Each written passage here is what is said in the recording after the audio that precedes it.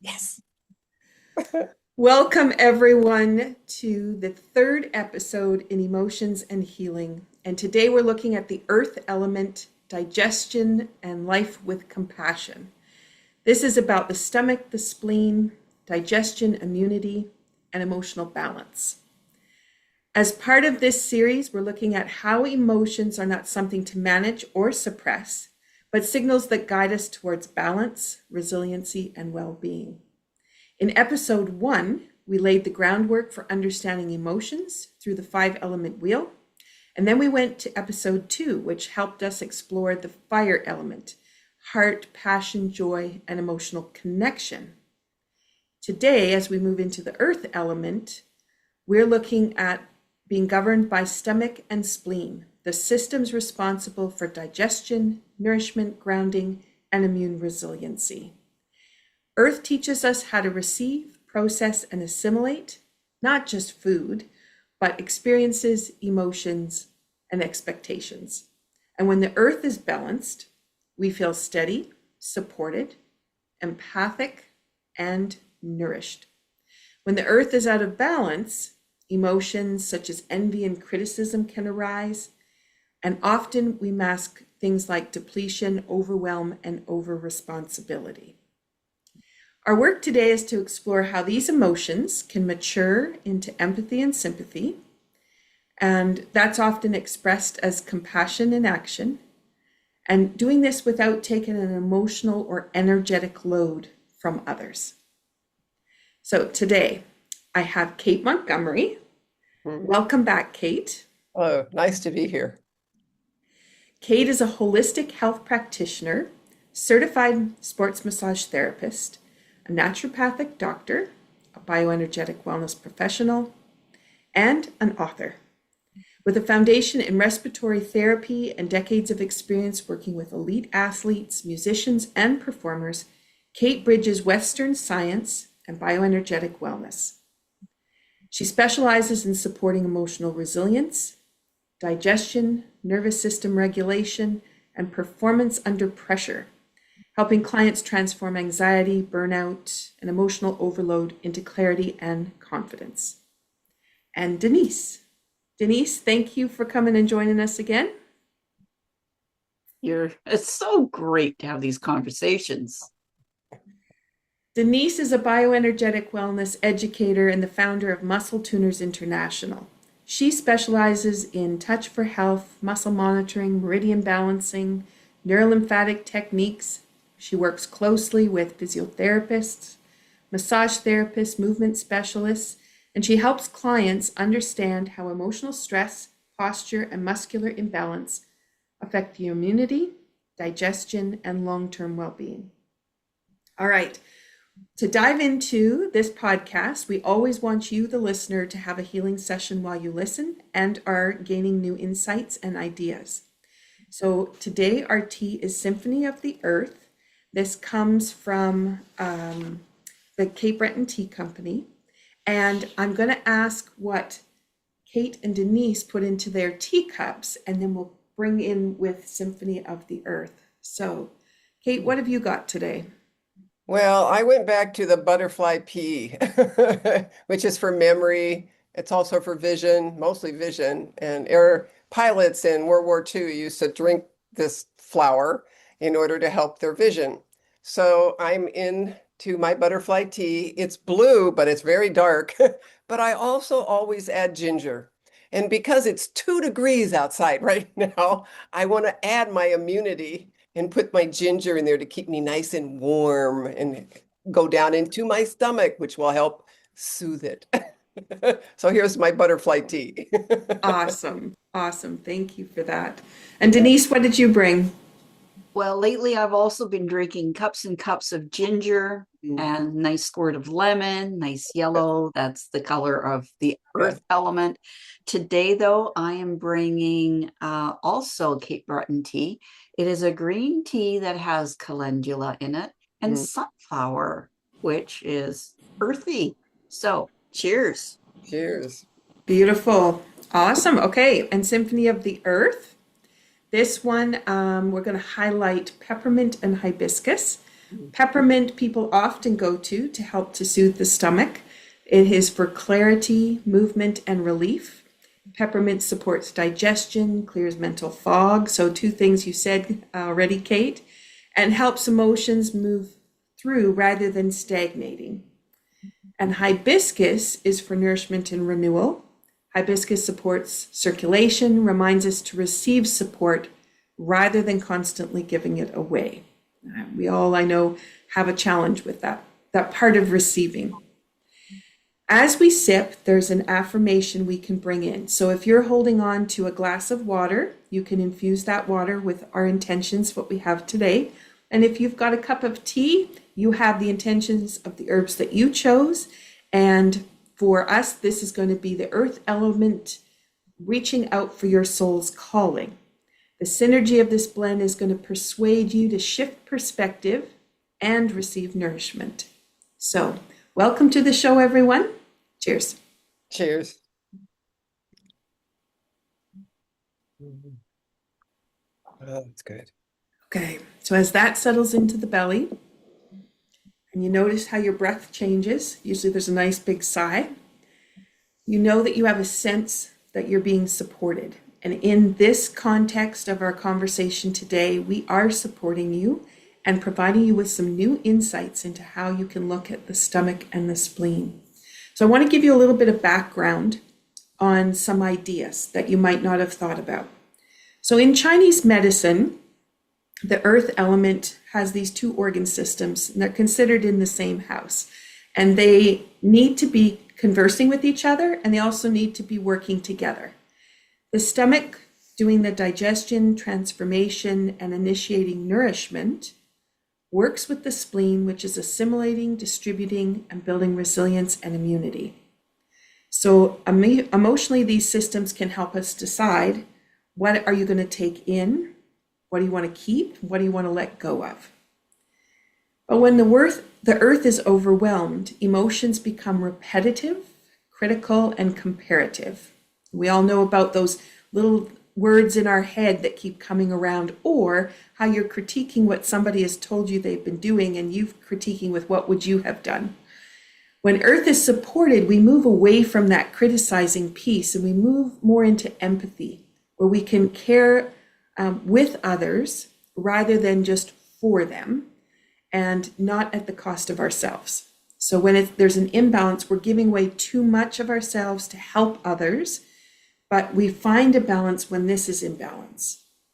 I want to bring a little bit of perspective to some of the muscles that are in relationship with these organ systems. Now, this comes from the work of Dr. George Goodhart back in the 1960s, and then brought forward by Dr. John Thie, who instigated the Touch for Health system, as well as many others who came along as well.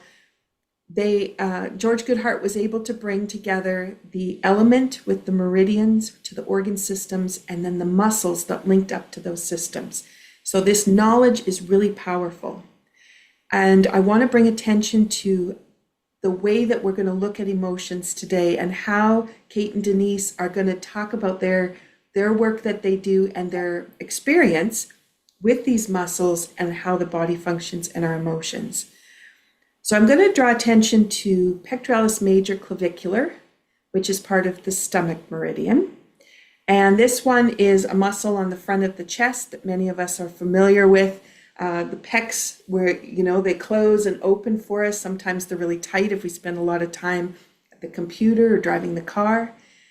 And that is stomach meridian, but we go to spleen, and that is latissimus dorsi, a beautiful muscle, one of my favorites, that comes up the back, comes underneath the shoulder blades, but it has influence out to underneath the arm, and that influences all the way to the end of the pinky finger, which will bring in what Kate's going to talk about. And then it also is influenced down into the cartilage in the lower part of the spine and into the sacrum. And there's a link there that takes all the way across the hip and down into the knee. So we have these two muscles that can interact with each other, which help stomach and spleen to talk to each other. And when they do, they're talking about clarity, visionary goals, and they're talking about how we can come from our higher self, spirituality, and bring that down into our everyday life. So we have this connection. And they connect on a little part of the spine called T5, which is in the middle of the shoulder blades. Now, this might not mean too much to you, but you'll see as we go into the conversation how it's going to evolve. The second part is we have some other muscles that are part of the same system. So there's the neck muscles, which allow you to move your head forward and move your head back. All right. And that one is connected right at the base of the skull. So C2. And that's part of the stomach meridian. So sometimes when the neck muscles are really tight, we're not digesting our emotions and we're holding on to things. So usually you have a stomach ache, but you also have a tight neck at the same time. Then we have the second part, which is the opponents. And these are muscles in the hand. And this comes with the spleen. So now we have this beautiful hand-neck connection that is happening. And the opponents connect into the spine at C4. So I wanted to bring attention to that because when these two muscles work together, they're supporting the earth element and they're creating a conversation between stomach and spleen. But this conversation, instead of being from a higher spiritual self down into the daily activities, this actually goes from daily activities back up to spiritual. So it has a way of connecting us from heaven to earth, which we often do in Tai Chi, and then from earth back up to heaven. And part of the connection of this part is a level of forgiveness. And it could be for ourselves and it could be for others in allowing us to get from our daily mundane pieces back up into that higher level. And that's usually where people do gratitude. So now that I've shared a little bit of that and some of the muscles that are related within there, I would like to move over to Kate. And Kate is going to bring some connections in that have to do with those hand muscles and share what she's noticed from the athletes and musicians that she'd worked with around their emotions and some of those muscles. Thanks, Kate, for bringing this conversation forward. Thank you for having me again. This has been fun. When I looked at the muscles that we're talking about today, it took me back to my book on carpal tunnel. So we're looking at upper body. And so repetitive strain injury is about the upper body and from the neck all the way down to the hands. So we have the brachioradialis. We also have the opponent's pollicis. And so you're looking at the connection of these muscles when it comes to a physical problem. So one of the things is it doesn't necessarily have to be an athlete. You can be a senior sitting there knitting, crocheting, doing your housework or anything, and you're using your hands. So what's your grip strength like? Because opponent's pollicis and your thumb is all about taking the hand and pulling it together, and the thumb and little finger close in over the fingers, and that's your grip. What's your grip like? And so when those muscles aren't functioning as well as they can be, and so you want to say, oh, okay, maybe I'm not eating right, maybe I'm upset, I have a tummy ache. Those things all reflect a physical issue. And so those are the things that I do. One of our other podcasts, I showed the chart of Touch for Health. And there's an interrelationship to not only the muscles, the organs, the glands, but the emotions that go with it. And so when we look at these, then when people would come in, I would say, how's your day going? Oh, I feel crappy, my tummy hurts, or, I'm just out of sorts. And maybe they're nervous and there's tension. And when I would touch their arms, it would go, oh, ooh, that hurts. And then you go in and you touch up around. So I'm going to see if I can get into the picture here. But when I come up here at the part of the brachioradialis that anchors into the elbow, and now I'm flexing this here. And so if we come up here and we rub and we go across the muscle, is it ropey? So if that hurts, so maybe you have trigger points in there, but it affects the angle of this muscle and joint. And so now when I go to put it out, okay, so does that hurt? And then that muscle comes all the way down into my hand and wrist. Those all reflect a physical problem. But we have to look at the whole picture, and that's what we're trying to talk about today is how do I navigate this? Well, you can do massage therapy, you can do acupuncture, you can learn about the muscles themselves, but you can sit and work on yourself. Take something and rub your muscles, massage your forearms, massage your hands, and those things would just break it up right away. It's always about, can I grip something? Am I gripping something? I don't have carpal tunnel. I have a muscular skeletal nerve issue, impingement. Please understand that. And then the other thing I want to say is there's no cure. I want to put that one out. So even if you went and you decided to have surgery, that doesn't fix anything because you're not dealing with root cause. When you don't deal with root cause, which is the alignment issue of the joint, as well as the tension within the muscle itself that's causing the joint to move out of alignment, then you're not dealing with what has to be done. And then, of course, the emotional side of it. Relax, take a breath. Are you breathing? Have a cup of tea. Sit and relax your body because all of that is part of grounding with the earth so that you can relieve the tension in your arms and your hands so that you can function. So I'm just here to say, one, I really want to emphasize the no cure thing because you see this a lot. Well, I go have carpal tunnel surgery and I'm fine. Then you got 6 to 3 months because I just had one of my clients was told they wanted to do surgery. 3 months, 3 months. Who has 3 months to waste and sit around not using their hands? That's kind of bizarre. Well, if you do the things that we all talk about and correct yourself in your alignment and the joints themselves and massage muscles, you don't have 3 months. You can do this in a day, maybe a week, and you start working on this. One of my clients yesterday, an old musician, not old, but he's a guitarist, and I was talking to him and he says, yeah, I'm having trouble again. I'm not. And he's one that they wanted to do surgery on too, and he didn't do it, got better. And then yesterday when I talked to him, he said, yeah, my hands are swelling up again. And I said, well, how many hours a day are you practicing? Oh, about 6 to 8. I go, well, what do you think? You think your muscles are overworked? Then you have to think about how you hold a guitar. So you're bending that elbow. There's that brachioradialis, and it's up here strumming on the neck. And then you've got the left hand strumming, and we're bent down again. So I've gotten all these joints are getting really stressed. That's going to impinge a nerve. Then we're going to have, and then so when his hands swell, then we have circulation issues. And that's that impingement again. So, understand that there's a reason for what's going on, and there's a way to get out of it very quickly if you understand the relationships of the skeleton and the muscles and the nervous system. They all link. And then add the emotion that you now are like, oh, I can't move my hands. Oh, what am I going to do? Oh, they hurt. Oh my gosh. And then you tense up even more. So take a breath. There is a way out of this. We all three know how to do this.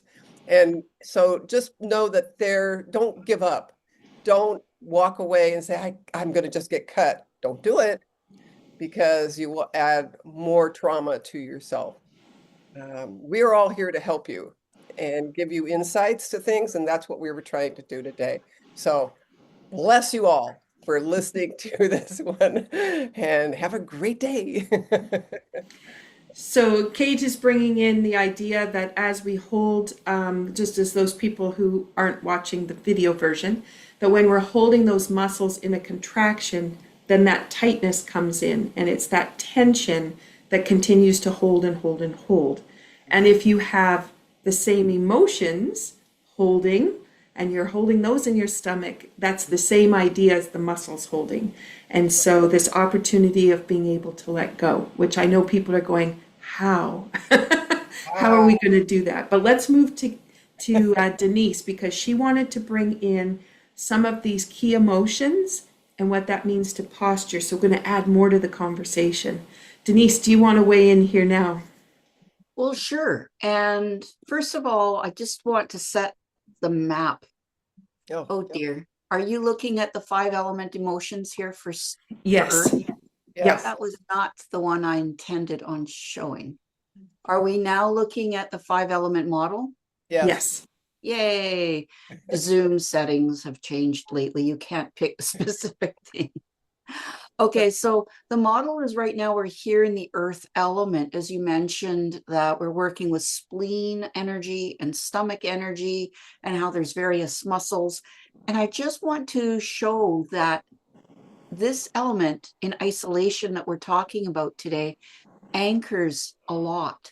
It's bringing energy through from fire, passing it down to metal. And it's technically, when we're in balance, this energy continues flowing to the other elements, the other muscles.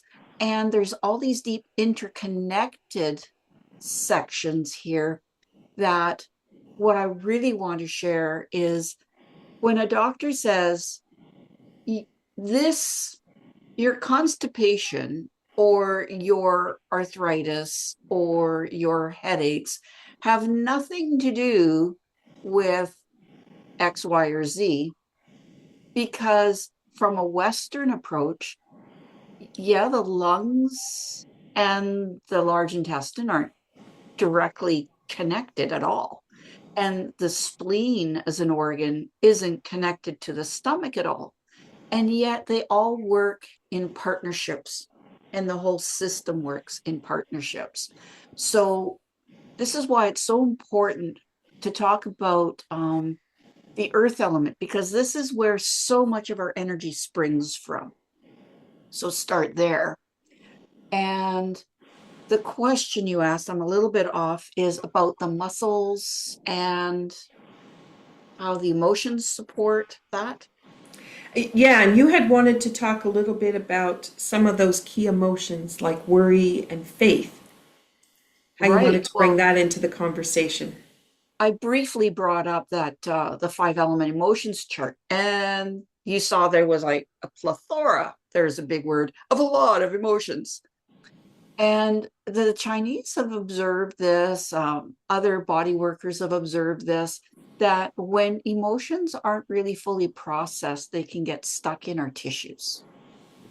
And that's really important to know.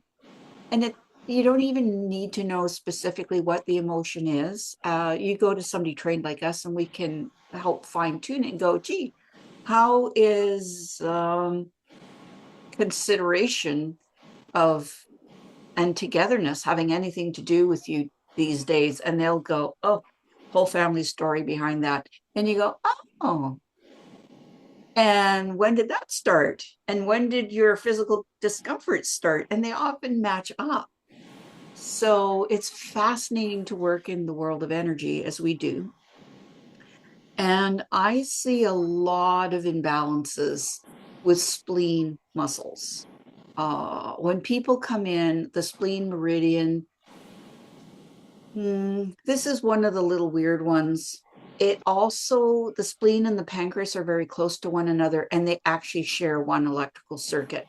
So your favorite muscle, the latissimus dorsi, the big muscle of the back, it's like the largest muscle in the body, and how it connects and anchors the shoulders. That one really connects to pancreas. And in case you don't know this, this is about how your blood sugar's doing.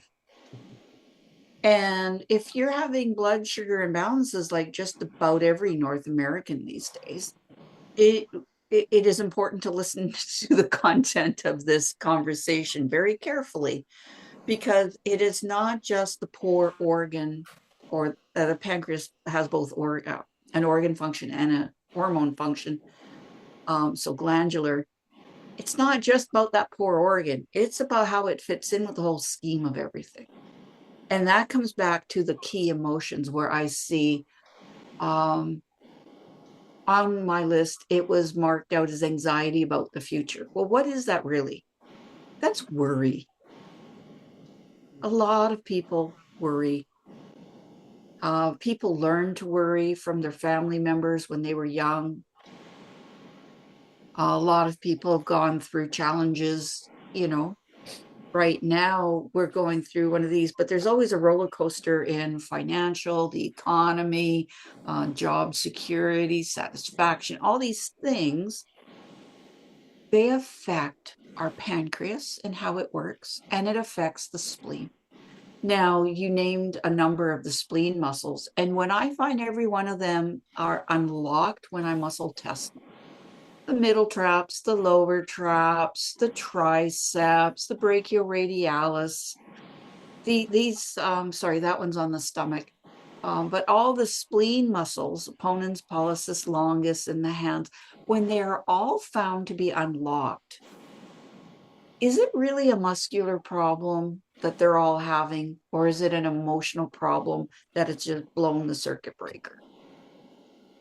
And if you've blown a circuit breaker, you've got no electricity running through that circuit. The lights aren't coming on.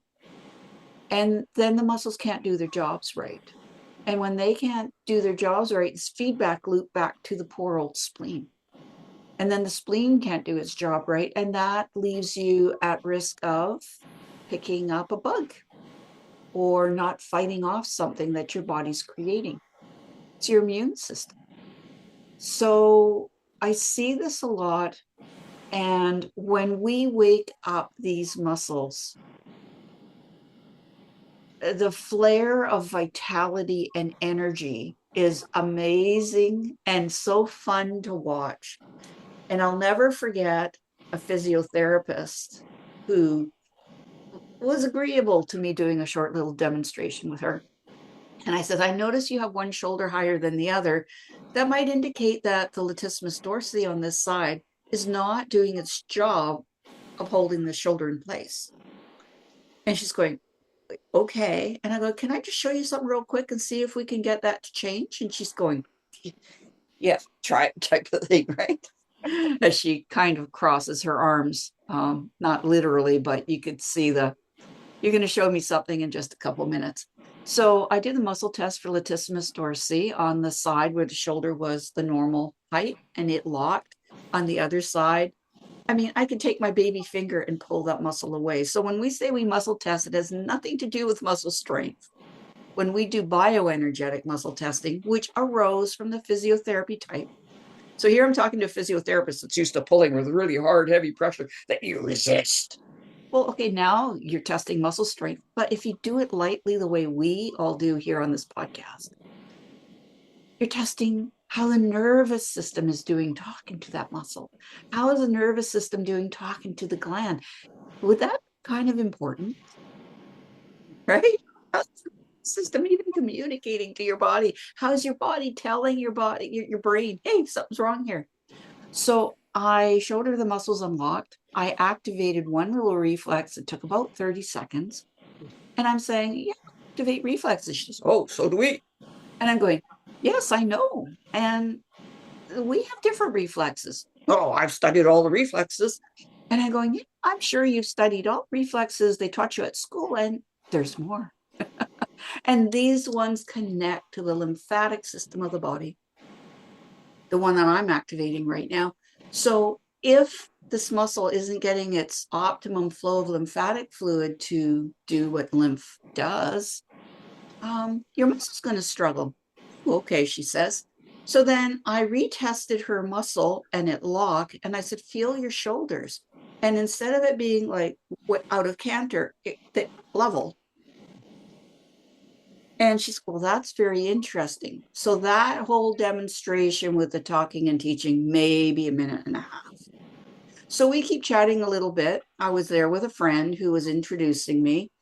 And we were talking about my friend's challenging car accident injury for her neck.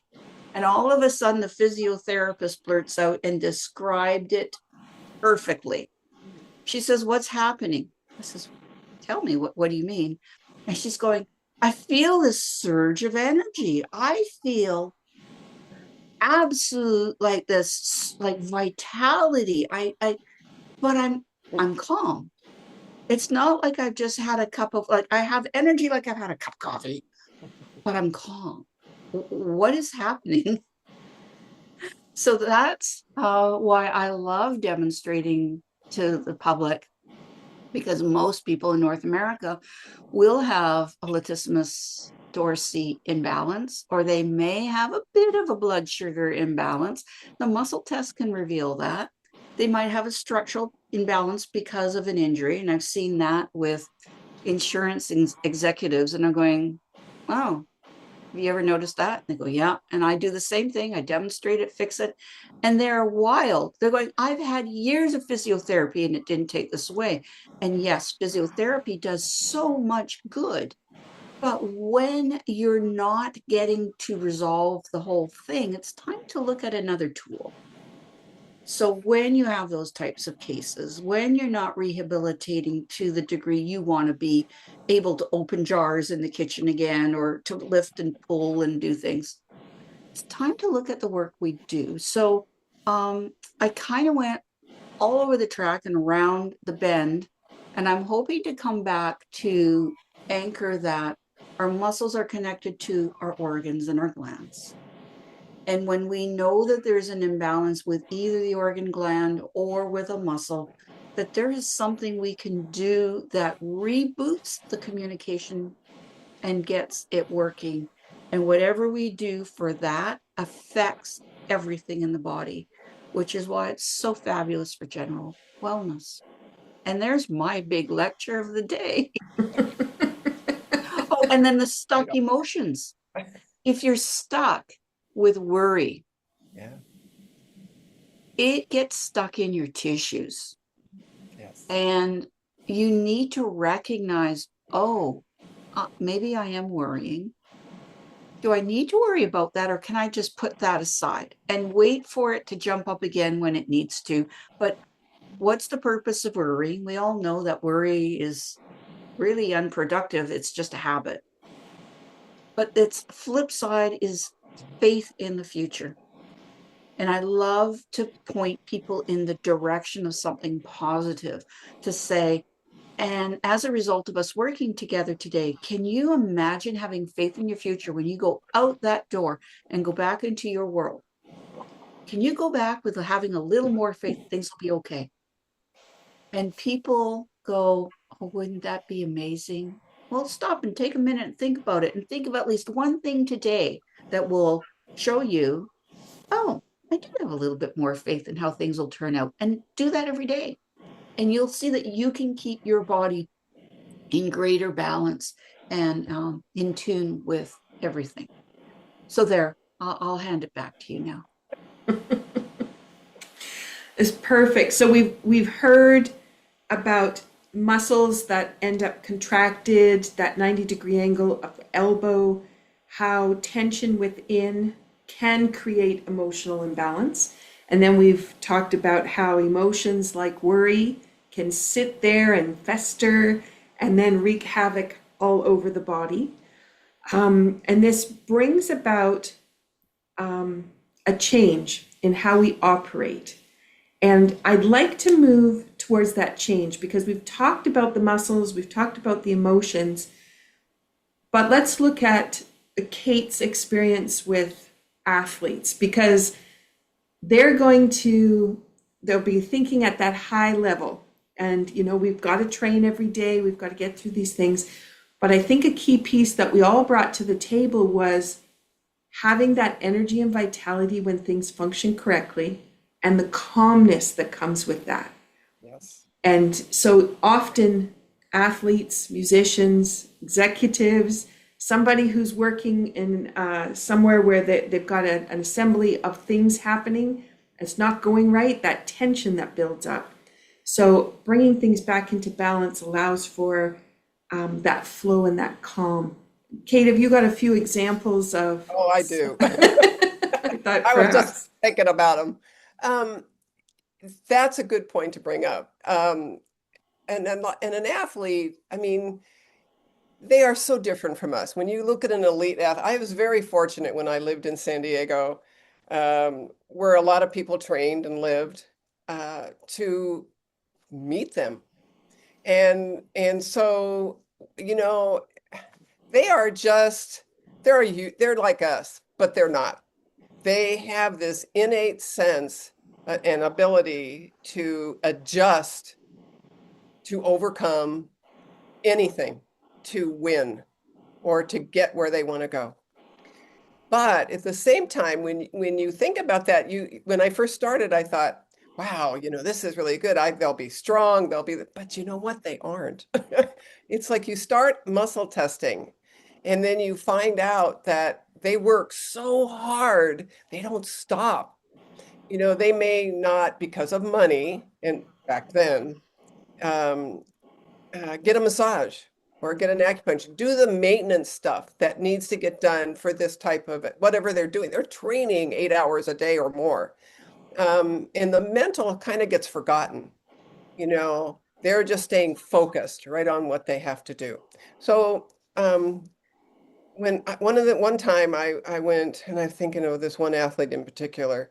Um, I went to the tryouts in San Jose for the Olympics, and met a 400-meter hurdler, and everybody there is just watching them, and she just goes and goes and goes. And there I was part of a group of massage therapists that set up their tables, and then they would come over to us after the events. And and I was surprised when I started doing my thing, and I only had so much time, how the muscles didn't gel. It's like the conductivity with the nervous system wasn't there. Most of the muscles were, I want to use the word weak, but not connecting. So I was like, wow, this is interesting, and then you start finding all the things that are really out of sync. And this one athlete, um, I don't know how she did what she did. I really don't.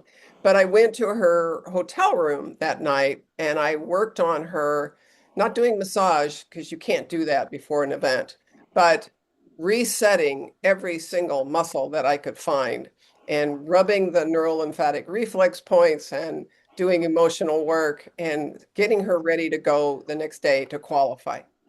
And then I left, and that's it. And so I was watching her run.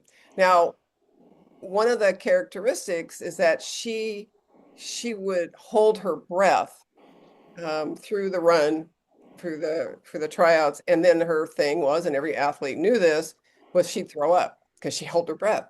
But in this particular instance, when she took off, this lady ran like she was flying. She breathed, everything worked, and it scared her because she'd never run that fast before. And she qualified. She took second, but she qualified, but she slowed up because it scared her. And then she came over to me, and so did everybody else, and said, "What did you do?" And the energy that she had to feeling weightless, to feeling like everything was in sync, was mesmerizing to watch this woman go over those hurdles as fast as she did. And she qualified and made the team to go to the Pan Am Games, which then, because she lived in San Diego, I followed her to the Pan Am Games in '87. And she took third that year, and so when you can reset all these muscles, you give them so much power that they never even knew they had. That is amazing in itself. It's you cry because you just gave somebody the way to win. And that was my goal with every athlete that I ever worked on, to watch them turn around and fly. And so, but the other thing to that with everybody is that when you do this, you take the pain away. You take the worry away. You take the fear away because that isn't part of the focus anymore. They don't have to think about one leg's working different than the left leg and this thing. They are all in sync. Everybody's running like they should. When you take away the emotional target, the little focus that could be sitting back here playing a tape while they're trying to run their best time, that takes time away from that run. They don't They don't achieve that faster rate. So when you can do all that by syncing the whole body, gelling it so that the muscles, the nerves, the spine, everything's aligned, and they got so much energy, they don't even know what to do. It's like a rocket taken off. And I saw that in every single athlete that I ever worked with, is to achieve their personal best, but with joy, without pain, and to recover faster than they'd ever done before. That was evident in the Ironman when we did that. And we helped those athletes, give them something that no one else could, because we did all this stuff. I feel so grateful that I was able to be there when I did. One of the things that I also wanted to say is that one of the tips, I want to give a tip right now. So one of the things I did was Jinsen Jitsu. And Jinsen Jitsu is you look at the hands, and we go back to the hands and opponents and grip strength and the brachialis. And so we're looking at, the emotions that go with that and the tension in the muscles. But in Jinsen Jitsu, you want to focus on your breathing. But you take fingers. Now, so if we go to the thumb and we hold on the thumb, we want to breathe deeply, diaphragmatically, and just hold the thumb. And you want to breathe into this. And this is worry. And so if you breathe into this and feel the pulse come into the thumb, and you want that pulse to really sink.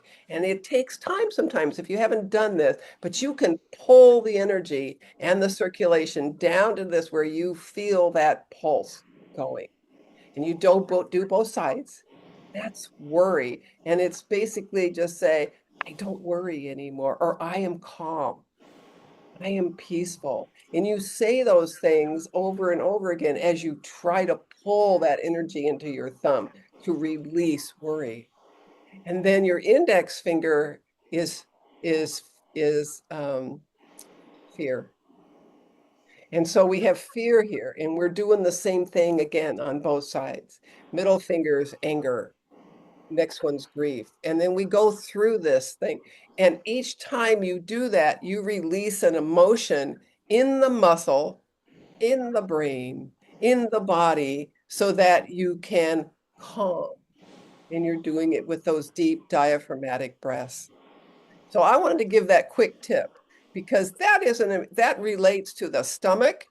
It relates to everything that we're feeling in our emotions. And if you can release them just by breathing and holding these points on the hands, on the fingers, then you have done something very simple that you can lay in bed and do first thing in the morning.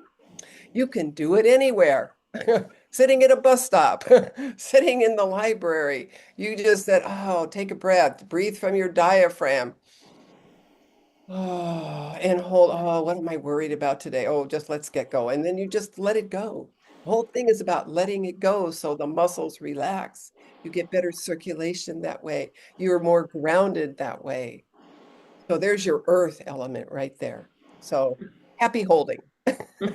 Move that energy. That's a perfect tip. And I think people will probably, as they're reflecting, find that they do hold their hands in certain ways. Yes. And very often they are holding on to one of the digits while they're sitting. And it's a way that they may have already intuitively known that they could bring calm in. I think what's interesting about this conversation is that whole idea that even though emotions can ramp up, just like the sun keeps ramping up and coming through the blinds that I have over the window, those emotions can ramp up. But when we have everything back in balance, then it's calm. And that's where normal sits. And so to realize that if something is being more weighted in some way, so if it's worry, if it's a fear, then to think about, I need to do something to bring things back into balance. And I thought that I would bring to attention here is when we do Tai Chi, we're working towards no effort. It starts with effort because we have to learn it. and it has effort because we're moving. But as the systems start to go into balance and the time that we are spending on the movements, eventually we get to that place where the arms just float. The air is underneath the arms and everything is so light. And that's what you were describing, Kate, as what you can accomplish with holding those digits. We can accomplish that in the movement patterns as well. And when somebody realizes how light everything can be, you don't want to go back. Who wants to live with a heavy day? You want to live with a light day.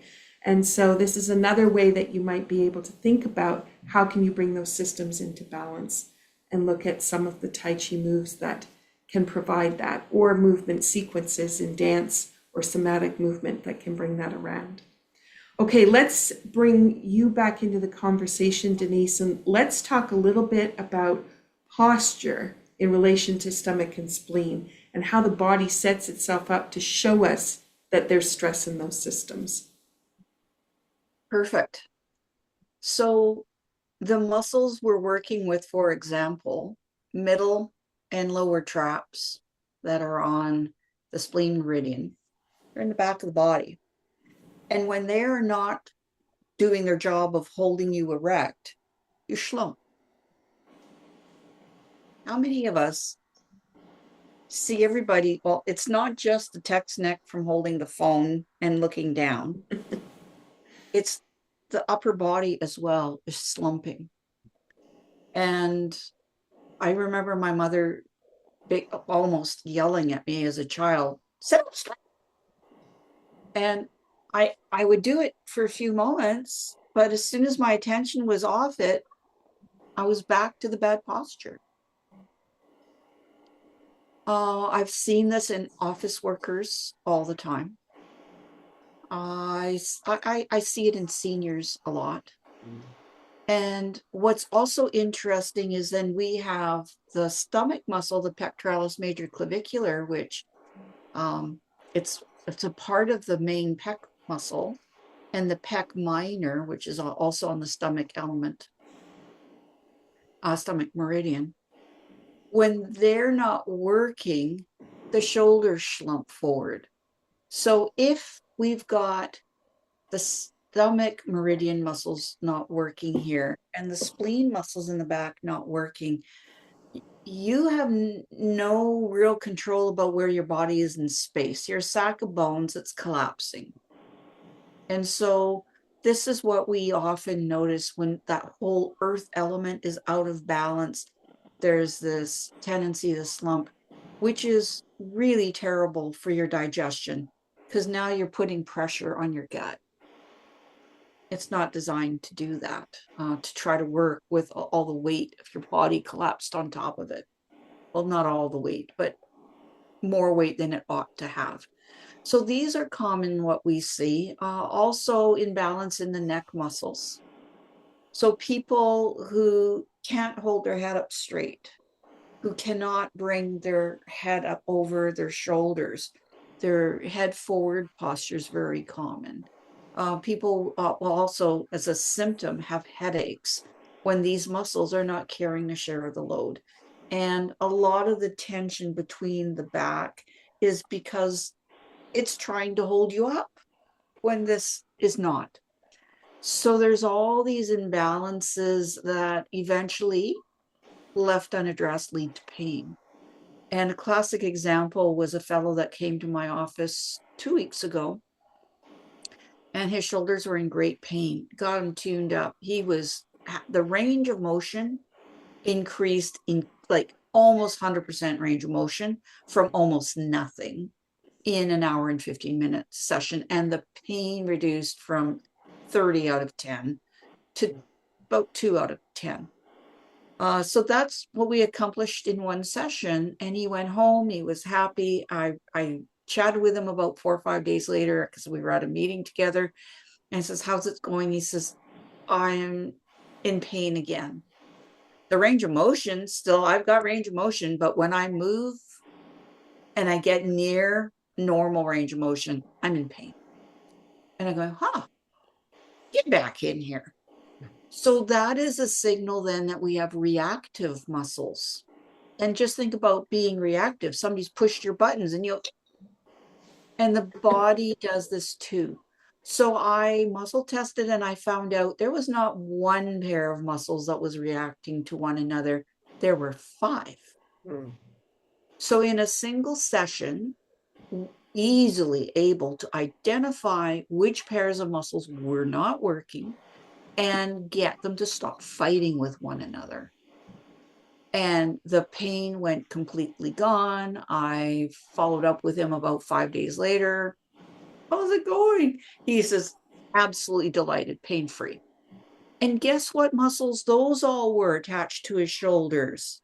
They were those that you mentioned at the top of the show, the latissimus dorsi, the pec major clavicular, the middle traps, the lower traps.